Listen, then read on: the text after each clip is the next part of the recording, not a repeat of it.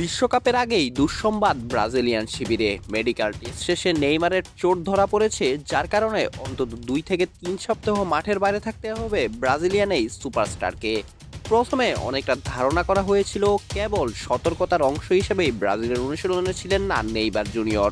তবে পরীক্ষা নিরীক্ষার পর জানা যায় ডান পায়ের কাফেল মাসেলের চোট এখনও পুরোপুরি সেরে ওঠেনি নেইমারের। ফলে আপাতত ট্রেনিং ও প্রস্তুতি ম্যাচ দুটো থেকেই ছিটকে গিয়েছেন 34 বছর বয়সী এই তারকা।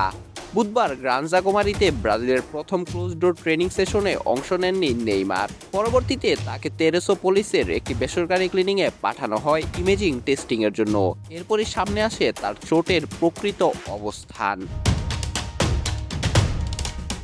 বিশ্বকাপের আগে পানামা ও মিশরের বিপক্ষে দুটো প্রস্তুতি ম্যাচ খেলবে ব্রাজিল দল। তবে নেইমারের সেখানে খেলা নিয়ে তো অনিশ্চয়তায় এখন অবশ্য চোটের পর বোঝা যাচ্ছে তিনি হয়তো থাকবেনই না। কোচ কার্লো আনচেলত্তির জন্য বিষয়টি বাড়তি চিন্তার কারণ হয়েও দাঁড়িয়েছে। 2023 সালের পর ব্রাজিলের জার্সিতে আর কখনো দেখা যায়নি নেইমারকে। এরপর কেটে গেছে আরও 3টি বছর। দীর্ঘ চোট, ফিটনেস সমস্যা এবং ক্লাব পর্যায়ে অনিয়মিত পারফরমেন্সের কারণে তার ফেরা নিয়েই ছিল সংশয়।